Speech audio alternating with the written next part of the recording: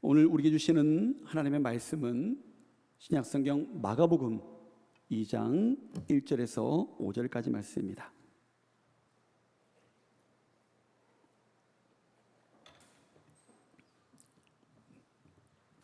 신약성경 마가복음 2장 1절에서 5절까지 말씀.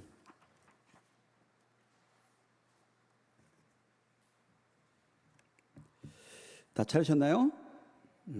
자, 우리 주실 은혜를 기대하면서 우리 한 절씩 교독하겠습니다. 수일 후에 예수께서 다시 가버나움에 들어가시니 집에 계시다는 소문이 들린지라.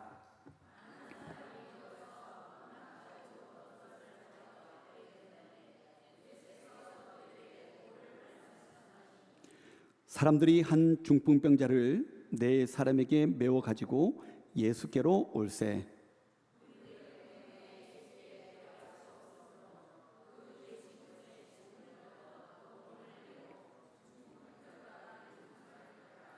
다 같이 예수께서 그들의 믿음을 보시고 중풍병자에게 이르시되 작은 자야 내 죄 사함을 받았느니라 하시니. 아멘.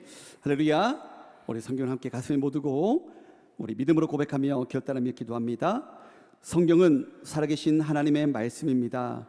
성경은 내가 누구인지, 무엇을 가졌는지, 무엇을 할 수 있는지 말씀하십니다. 나는 성경을 말하는 사람이고 성경이 말하는 것을 가지고 있으며 성경이 할 수 있다는 것을 할 수 있습니다.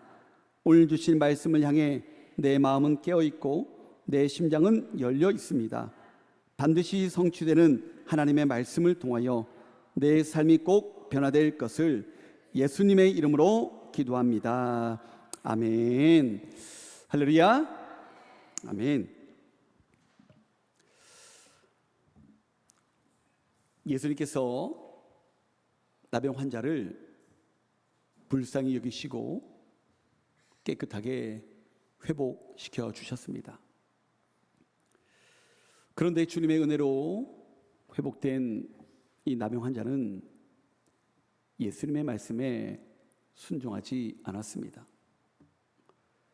예수님께서는 그에게 엄히 경고하시며 아무에게도 말하지 말라라고 명령하셨지만 그는 자신의 판단을 앞세워서 그 일을 널리 퍼뜨렸습니다. 그의 마음에는 분명 자신을 치료해 주시고 회복해 주신 그 은혜에 감사와 기쁨이 넘쳐났을 거예요. 그런데 문제는 그 감사가 순종으로 이어지지 않았다는 것입니다. 그는 예수님의 말씀보다 자신의 판단, 자신의 감정, 자신의 경험을 더 옳게 여겼습니다. 그 결과로 예수님의 사역에는요 어려움이 생겼습니다. 예수님께서는 더 이상 드러나게 동네로 들어가지 못하시고 바깥 외딴 곳에 머물러 계셔야만 했습니다. 그러나 예수님의 사역은요 멈추지 않았습니다. 며칠이 지난 후 예수님께서는 다시 가버나움이라는 동네로 들어가셨어요. 사람들은 예수님께서 가버나움으로 오셨다는 소식을 듣게 되어집니다. 그리고 예수님께서 계신 그곳으로 몰려들었습니다. 오늘 성경에는 그 집이 누구의 집인지는 밝혀지지 않았지만 이전에 베드로의 집에 사람들이 몰려들었던 것처럼 이번에도 많은 사람들이 그 가버나움 땅에 있는 수많은 인파들이 예수님께서 머물고 계시는 그 집으로 몰려들었다는 거예요. 집안은 물론이고 문 앞까지 발 디딜 틈이 없을 정도였습니다. 사람들은 아마도 자신의 질병을 고침받기 위하여 기대하며 왔을 것입니다. 자신들의 문제를 해결받기를 기대하며 예수님을 찾아왔을 것입니다. 예수님의 능력을 보기 위해 온 사람들도 있었을 것입니다. 그런데 여러분, 예수님을 만나기 위하여 예수님의 능력을 경험하기 위하여 몰려든 그들을 향하여 예수님께서 가장 먼저 하신 것이 무엇입니까? 병을 고치기 전에, 기적을 행하시기 전에 먼저 예수님은요, 하나님의 말씀을 전하셨습니다. 예수님께 가장 중요한 것은 사람들의 당장의 필요를 채워주는 것만이 아니었습니다. 그들의 영혼이 하나님의 말씀을 듣고 하나님 앞에 바로 서는 것이 우리 주님의 가장 우선순위였던 거예요. 사랑하는 성도 여러분, 우리도 예수님께 문제 해결받기 위해서, 병 고침을 위해서 우리의 막힌 그 길이 열리기를 바라며 예수님께로 나옵니다. 물론 우리 주님은 우리의 아픔과 필요를 외면하시는 분이 아니십니다. 하지만 주님께서 우리에게 먼저 주시기 원하시는 것은요, 바로 하나님의 말씀이라는 거예요. 하나님의 뜻이라는 거예요. 하나님의 마음인 줄 여러분 믿으시기 바랍니다. 왜냐하면 하나님의 말씀을 들어야 우리의 생각이 바뀌고요, 하나님의 말씀을 들어야 우리의 믿음이 바로 설 수 있기 때문에 그렇습니다. 하나님의 말씀을 들어야 우리가 내 판단이 아니라 주님의 뜻대로 살아갈 수 있기 때문임을 여러분 믿을 수 있기를 주님의 이름으로 축복합니다. 그렇게 예수님께서는요, 하나님의 말씀을 먼저 가르쳐 주셨던 거예요. 예수님께서 한참 하나님의 말씀을 전하고 계실 때였습니다. 그때 4명의 사람들이 중풍병에 걸린 사람을요, 침상에 메고 예수님께로 나오고 있었습니다. 그런데 막상 예수님께서 계신 집에 도착해 보니 상황이 그리 쉽지 않았습니다. 집안은 이미 사람들로 가득 차 있었고 문 앞까지 발 디딜 틈이 없었어요. 도저히 그 무리를 뚫고 안으로 들어갈 수가 없었어요. 성경에는 기록되지 않지만 아마 그 순간에 이 4사람의 마음 속에도 여러 가지 생각이 스쳐 지나갔을 거예요. 아, 그냥 돌아갈까? 사람들이 너무 많아서 도저히 들어갈 수가 없을 것 같은데, 설령 우리가 들어간다 해도 우리 차례까지 돌아오려면 오랜 시간 기다려야 되지 않을까? 그렇게 오랜 시간을 기다리면 우리들도 힘들겠지만 여기 침상에 누워있는 이 친구도 힘들지 않을까? 여러분, 충분히 그렇게 생각할 수 있지 않았겠습니까? 지금 이 4명의 사람이요, 그 중풍병에 걸린 그 사람을 침상에 메고 여기까지 찾아온 것만도 쉽지 않은 일이었습니다. 중풍병자를 침상에 눕힌 채 여러 사람이 함께 메고 오는 일은요, 결코 간단한 일이 아니었습니다. 몸도 지쳤을 것이고요, 그들의 마음도 아마 조금은 흔들렸을 거예요. 그런데 그들은 포기하지 않았습니다. 그들은 다시 침상을 들어매고 예수님께서 계신 그 집의 지붕 위로 올라갔습니다. 당시 팔레스타인 지역의 집은요, 대개 지붕이 평평한 구조였습니다. 예전에 우리나라도 그랬죠.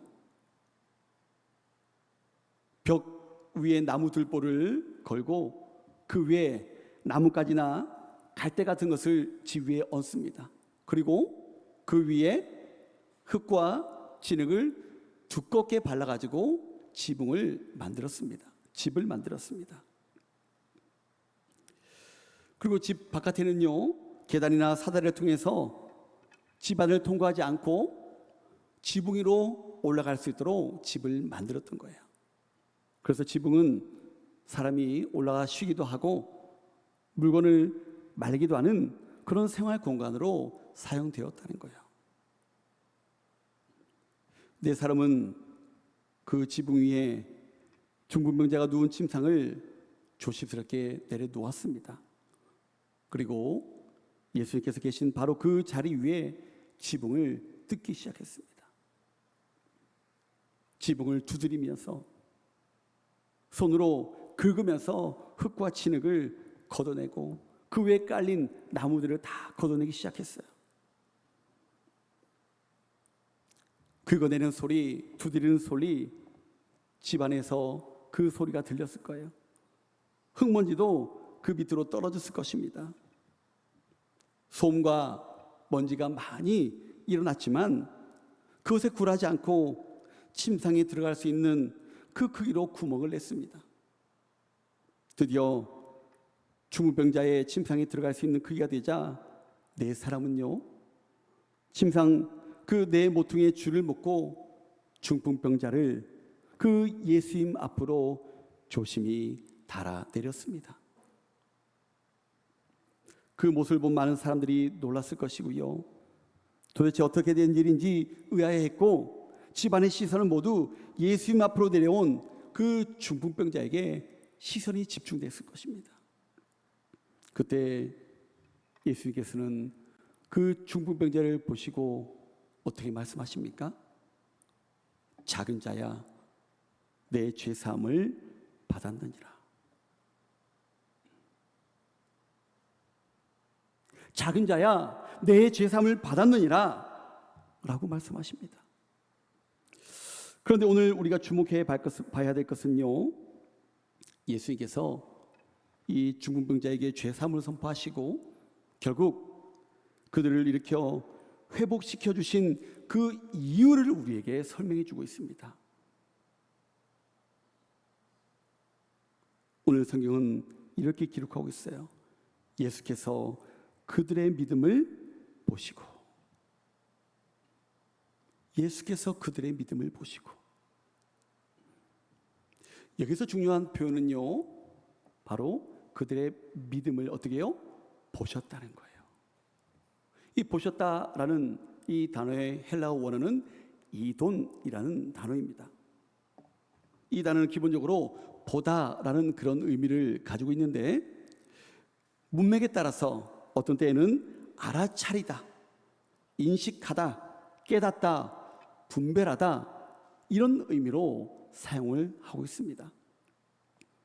그러니까 지금 여기서 예수님께서 그들의 믿음을 보시고 라는 이 말씀은요, 단순히 지붕에서 내려오는 그 침상과 그 사람들의 행동을 시각적으로 눈으로 보았다, 그 정도의 의미가 아니라는 것입니다. 예수님께서는 그들의 행동 속에 담긴 믿음의 모습을 보셨다는 거예요. 그들의 수고 속에 담긴 간절함을 보셨던 거예요. 한마디로 말하면 예수님께서는 겉으로 드러난 그 행동들을 통해서 그들 안에 있는 믿음을 알아보셨다는 것입니다.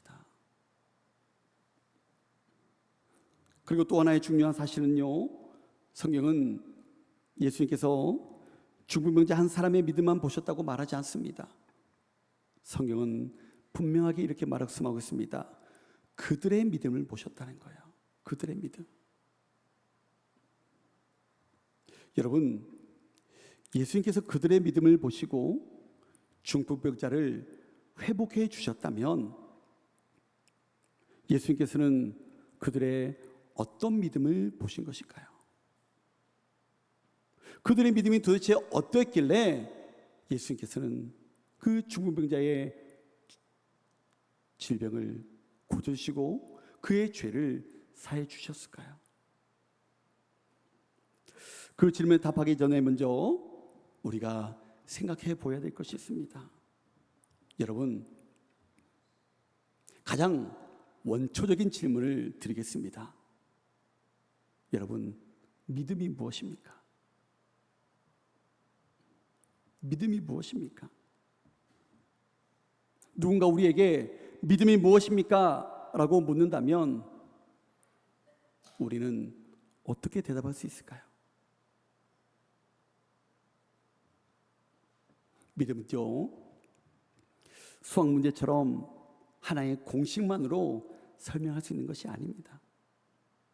딱 들어맞는 그런 정답이 없다고 생각합니다. 그렇죠? 이 자리에 계신 분들 중에는요, 신앙생활을 오래 하신 분들 계셔요. 또 이제 막 믿음의 길을 걷기 시작하신 분들도 이 자리에 있습니다. 그런데 중요한 것은 이 자리에 모인 저와 여러분들 모두 다 믿음을 가지고 이 자리에 나왔다는 거예요.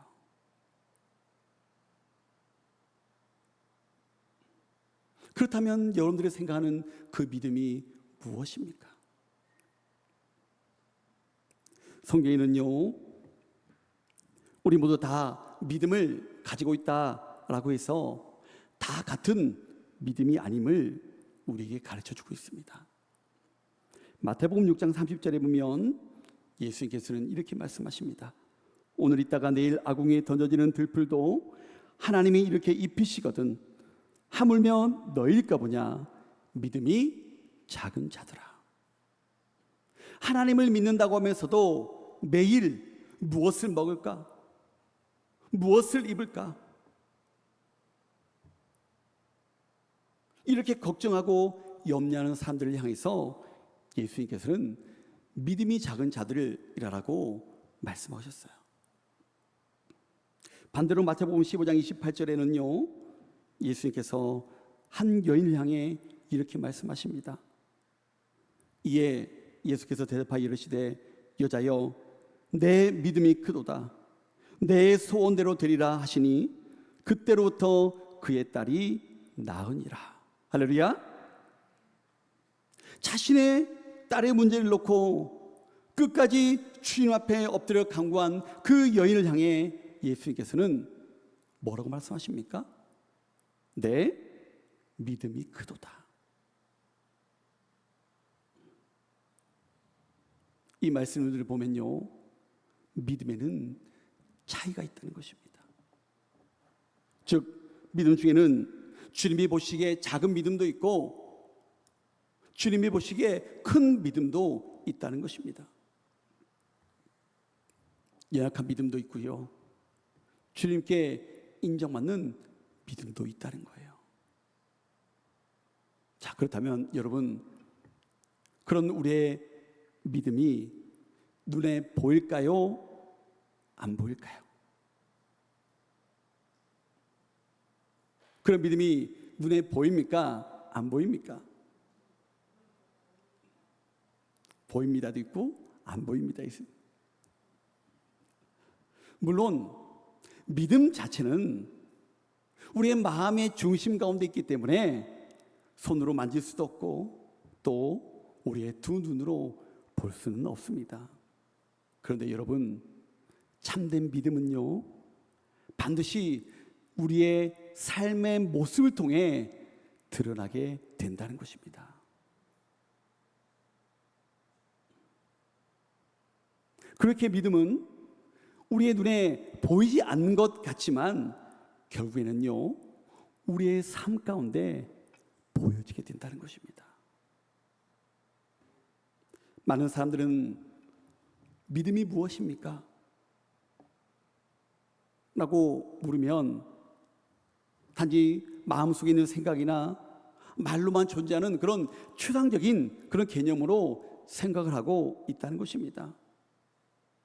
구름을 잡는 듯한 그런 이야기 정도로만 여기고 있다는 거예요. 그런데 여러분, 성경에는요, 믿음이 무엇인지 정확하게 가르쳐주고 있다는 것입니다. 참된 믿음은 분명 눈에 보이는 구체적인 삶의 모습으로 나타나게 된다는 사실을 여러분 꼭 믿으시기 바랍니다. 하나님께 모든 것을 맡기고 믿음으로 사는 사람은요, 어떤 일을 결정하는 일에 있어서 뭐를 선택하겠습니까? 정직을 선택한다는 거예요. 손해를 보더라도 신실함은 선택한다는 것입니다. 억울한 일을 당해도 하나님께 모든 것을 맡기며 쉽게 무너지지 않는 그런 삶을 살아간다는 것입니다.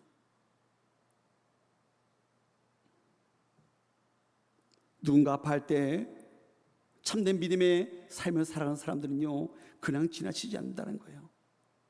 주님의 그 마음을 품고 그 영혼들을 긍휼히 여긴다는 거예요.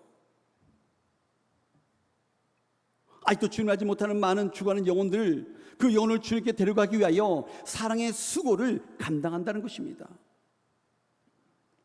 여러분, 마태복음 8장에 보면 한 백부장의 이야기가 나옵니다.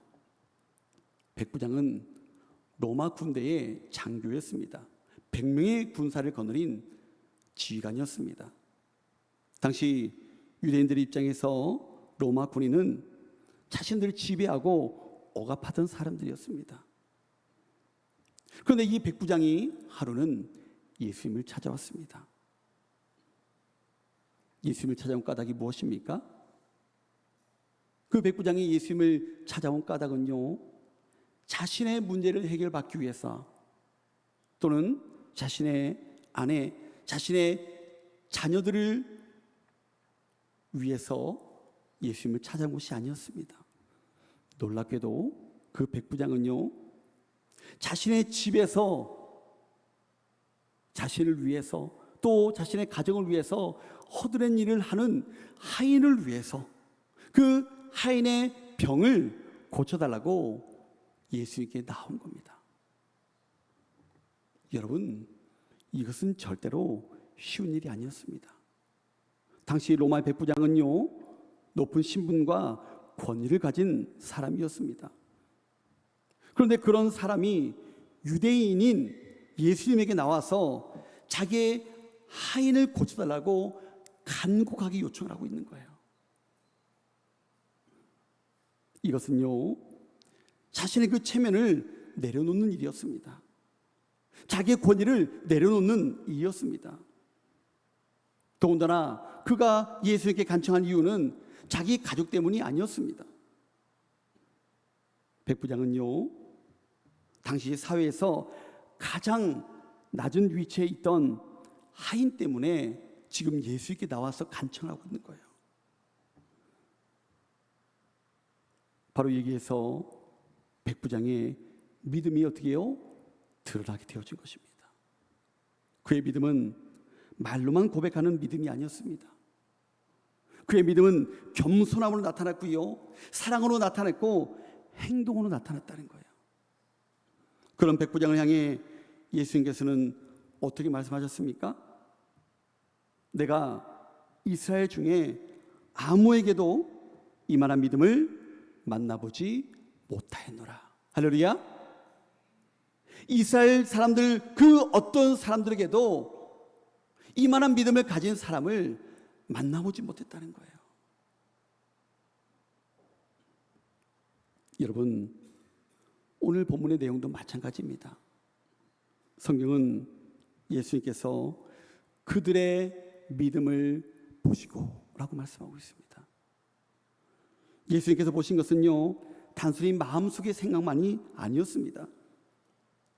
예수님께서 보신 것은 중풍병자를 예수님께 데려오기 위하여 포기하지 않는 그 영혼들의 믿음이었다는 거예요. 사람들의 장벽을 뚫고 지붕을 뜯어서라도 예수님 앞에 내려놓는 그들의 행동이었다는 것입니다. 예수님은 그들의 행동 속에서 그들의 믿음을 보신 것입니다. 오늘 예수님께서 보신 그들의 믿음이 어떤 믿음이었는지 두 가지만 살펴보고 말씀을 맺고자 하는데요. 첫 번째로 예수님께서 보신 그들의 믿음은요, 예수님께로 가면 살 길이 열린다는 그런 믿음이었다는 거예요. 오늘 본문에 등장하는 중풍병자는요, 스스로 예수님께 나올 수 없는 사람이었습니다. 본문에서 말하는 중풍병자는 헬라어로 파랄퀴티코스라는 단어로 사용되었습니다. 우리말로는요, 마비된 사람, 몸이 풀려서 힘을 못 쓴 사람, 스스로 걷지 못해 다른 사람의 도움을 받아야 하는 사람, 그런 뜻을 가지고 있어요. 오늘날로 중풍병은 어떤 병입니까? 오늘날 의학적 용어로 정확하게 그렇다라고 단정할 수는 없지만, 우리가 흔히 말하는 중풍병은요, 뇌혈관이 막혀서 터진 후 그 위에 나타나는 후유증을 말합니다. 한쪽 팔과 다리가 마비가 되어지고, 언어에 장애가 세워지고, 보행에 장애가 생기게 되어지는 그런 증상과 연결해서 우리는 살펴볼 수 있습니다. 의학이 발달하지 못했던 2000년 전 유대 사회에서 그 중풍병에 걸렸다는 것은요, 단순히 몸이 불편하다는 그런 정도의 문제가 아니었습니다. 말 그대로 사형 선고나 다름없는 절망적인 병이었습니다. 스스로 걸을 수도 없고요, 자기 힘으로 일할 수도 없고요, 가족과 주변의 도움이 없이는 하루 살아가기 어려운 그런 상황 가운데 있었습니다. 그런 사람을 4명의 사람들이요, 침상을 메고 예수님께로 데려왔다는 거예요. 여러분, 왜 그렇게 했습니까? 그들에게는요, 분명한 믿음이 있었던 거예요. 예수님께 가면 살 길이 열린다. 우리는 고칠 수 없지만 예수님이라면 분명히 고칠 수 있을 거야. 예수님이라면 분명히 살릴 수 있을 거야 라는 그런 간절한 믿음이 그들 가운데 있었다는 거예요. 이러한 믿음이 그들에게 있었기 때문에 그들은요, 중풍병자를 포기하지 않았습니다. 사람들이 많다고 돌아서지 않았습니다. 길이 막혔다고 멈추지 않았습니다.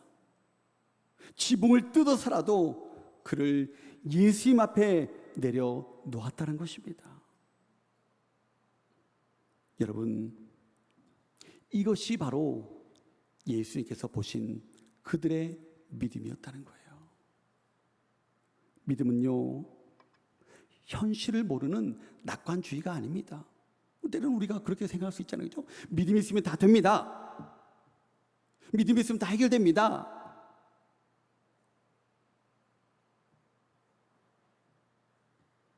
믿음은요, 문제가 작다고 착각하는 것도 아닙니다. 우리 주님께서 말씀하신 진정한 믿음은요, 그 문제의 크기를 알면서도 지금 내가 어떻게 할 수 없는 그런 상황에 놓였다는 것을 인지하면서도 예수님께서 그 문제보다 더 크신 분임을 붙드는 것이 진정한 믿음임을 여러분 꼭 믿으시기 바랍니다. 네 사람은요, 이 중풍병자의 상태가 얼마나 절망적인지 그 누구보다도 더 잘 알고 있었습니다. 지금까지 아무도 이 질병을 고치지 못했고 또 고칠 수 없음도 분명히 알고 있었습니다. 그리고 이 중풍병자를 데리고 예수님께로 가는 그 길이, 그 일이 얼마나 힘든지도 알고 있었습니다. 그런데 그들은요, 한 가지를 더 믿었다는 거예요. 그래도 예수님께로 가면 길이 있다. 예수님이라면 반드시 고쳐주실 것이다 라는 그런 믿음이 그들에게 있었다는 거예요. 사랑하는 재성의 성도 여러분, 오늘 우리에게도 이런 믿음이 필요하다는 것입니다. 내 힘으로 해결하지 못하는 그런 문제가 있습니까? 내 의지로 끊지 못하는 그런 일들이 있습니까? 오랫동안 붙들고 있었지만 여전히 일어나지 못하는 그런 자리가 있습니까? 우리의 가정 안에, 또 우리의 자녀들 가운데, 우리의 영혼 안에, 또 우리 교회 가운데 우리 스스로 회복할 수 없는 그런 연약함들이 있습니까? 그때 믿음의 사람들은요, 이렇게 고백하는 거예요. 우리 주님께 가면 살 길이 열려. 우리 주님께 가면 회복의 길이 열려. 사람의 힘으로는 안 되지만 주님께는 길이 있어. 이렇게 고백하게 되어진다는 거예요. 여러분, 예수님께서 보신 믿음이 바로 이것이었습니다. 절망적인 한 사람을 바라보며 포기하지 않는 믿음, 그리고 그를 예수님께 데려가면 살 길이 열린다는 그런 믿음, 그런 믿음이 오늘날 저와 여러분들의 믿음이 되어지기를 주님의 이름으로 축복합니다. 내 힘으로 해결할 수 없는 문제 앞에서도 포기하지 않고 사람의 방법이 막힌 자리에서도 예수님께 나가는 믿음이 우리의 믿음이 되어야 된다는 것입니다. 그렇게 오늘도 여러분, 문제가 없는 사람이 어디 있겠습니까? 어려움이 없는 사람이 어디 있겠습니까? 아무런 걱정이 없는 사람이 어디 있겠습니까? 바라기는 오늘도 그 신실하신 주님을 기대하며 소망하며 우리의 문제를 들고 주님께로 나아가십시다. 우리의 가정을 들고 주님께로 나아가십시다. 우리의 자녀와 우리의 교회와 연약한 영혼들을 들고 주님께로 나아갈 수 있는 우리의 믿음의 모습이 되어지길 소망합니다. 그 믿음으로 날마다 주님의 능력을 경험하고 주님 안에서 회복의 은혜를 누릴 수 있는 우리 사랑하는 죄송의 모든 성도님들이 다 될 수 있기를 주님이라고 축복합니다. 첫 번째로는요, 예수님께 가면 살 길이 열린다는 그런 믿음, 그 믿음이 그들에게 있었고요. 그 믿음을 누가 보셨다고요? 우리 예수님이 보셨다는 거예요. 자, 두 번째로는요, 우리 예수님께서 보신 믿음은요, 한 영혼을 포기하지 않고 행동하는 믿음이라는 거예요. 한번 따라해 봅시다. 한 영혼을 포기하지 않고 행동하는 믿음. 어떤 믿음요? 행동하는 믿음. 네 사람은요, 죽은 병자를 침상에 메고 예수님이 계신 곳으로 나갔습니다. 예수를 만나기가 여간 녹록지 않았습니다. 그 죽은 병자를 메고 예수님께 나아가는 것은 우리가 계속 살펴봤던 것처럼 틈이 보이지 않았습니다. 그들은 포기하지 않고 침상을 메고 옥상을 올라갔어요. 침상을 내려놓고 누가 먼저라 할 것 없이 지붕을 뜯기 시작합니다. 지붕을 두드리며 흙을 걷어내기 시작합니다. 여러분, 한번 생각을 해보시기 바랍니다. 한번 상상의 나래를 펼쳐보시기 바랍니다. 그 집이 자기들의 집이었습니까? 아닙니다. 여러분, 뭐 지금도 그렇지만, 그렇죠? 지금도 집을 뭐 지금 뜯는데 조금만 뛰는 소리만 들리면 칼 들고 올라가는 시대가 지금 이 시대 아닙니까? 그렇죠? 집주인의 허락도 없이 지금 지붕을 뜯어낸다는 것은요, 정말 쉬운 결정이 아닙니다. 누군가에게는 무례해 보일 수도 있고 누군가에게는 이해할 수 없는 그런 행동처럼 보일 수 있습니다. 그리고요, 그 지붕을 뜯어내면서 얼마나 힘들었겠습니까? 말이 지붕을 뜯는다고 하고 있지만 굳어질 대로 굳어진 그 진흙, 그 흙을 긁어내는 것 결코 간단한 일이 아닙니다. 그것도 제대로 된 장비도 없이 맨손으로 긁고 두드리고 걷어내야 한다는 것은요, 너무나도 힘든 일이었습니다. 그뿐만이 아닙니다. 위에서 두드리고 긁어내는 그 소음이 얼마나 심했겠습니까? 또 지붕 아래 그 집 안에 있는 사람들은 그 위에서 떨어지는 부스러기가 얼마나 심각했겠습니까? 먼지가 날리고 사람들로 가득 차 있었기 때문에 환풍도 안 되고 얼마나 답답한 상황이겠습니까? 그리고 그 집 안에 있는 사람들이 가만히 있었겠습니까? 놀라기도 했겠지만 어떤 사람은요, 짜증을 냈을 수도 있어요. 도대체 어떤 놈이 지금 이러고 있냐고. 심지어 그 안에서는요, 말씀을 전하고 계시던 예수님도 계셨습니다. 그 예수님도 떨어지는 그 부스러기와 먼지를 감수해야만 했던 상황입니다. 여러분, 그럼에도 불구하고 그들은요, 멈추지 않았다는 거예요. 여러분, 그들이 그렇게까지 할 수 있었던 가장 중요한 이유가 무엇이겠습니까? 왜 그렇게까지 했겠습니까? 그 이유는요, 지금 중풍병으로 앓고 있는, 고통받고 있는 이 한 영혼을 살리기 위해서 그랬다는 거예요. 아파하고 힘들어하고 있는 이 중풍병에 걸린 이 한 영혼을 살리기 위해서 그 일을 감당했다는 거예요. 그들은 중풍병에 걸린 그 사람을요, 짐으로 여기지 않았습니다. 귀찮은 사람으로 여기지 않았습니다. 시간이 많이 드는 사람, 수고가 많이 필요한 사람, 내 삶을 불편하게 만드는 그런 사람으로 취급해버리지 않았다는 거예요. 그들은 그 중풍병으로 고통받고 있는 사람을 반드시 살려야 할 한 영혼으로 보았다는 것입니다. 여러분, 이것이 바로 예수님께서 보신 그들의 믿음의 모습이라는 것입니다. 여러분, 믿음은요, 마음속으로만, 마음의 생각 속으로만 머물러 있지 않다는 것입니다. 믿음은요, 사랑하는 한 영혼을 위해서 움직이는 것입니다. 믿음은 누군가를 위해서 수고하는 것입니다.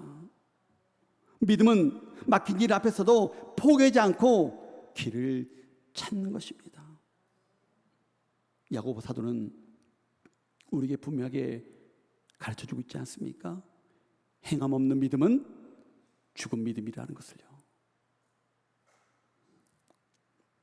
여러분, 오늘 우리 주변에도 이 중풍병자 같은 그런 영혼들이 많이 있습니다.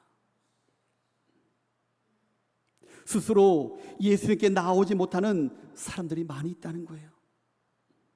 마음이 무너져서 일어나지 못하는 사람, 마음의 깊은 상처 때문에 교회에 가까이 나오지 못하는 사람, 죄책감과 낙심 속에서 주저앉아 있는 그런 사람들, 믿음의 자리에서 멀리 떨어진 사람들이 많이 있다는 것입니다. 그런 사람들 향해 우리는 쉽게 이야기할 수 있습니다. 아이, 본인이 원해야지, 본인이 사모해야지, 내가 뭘 어떻게 더 해, 이 정도 했으면 됐지. 물론 우리의 힘으로 사람을 바꿀 수는 없습니다. 하지만 우리가 할 수 있는 일이 있습니다.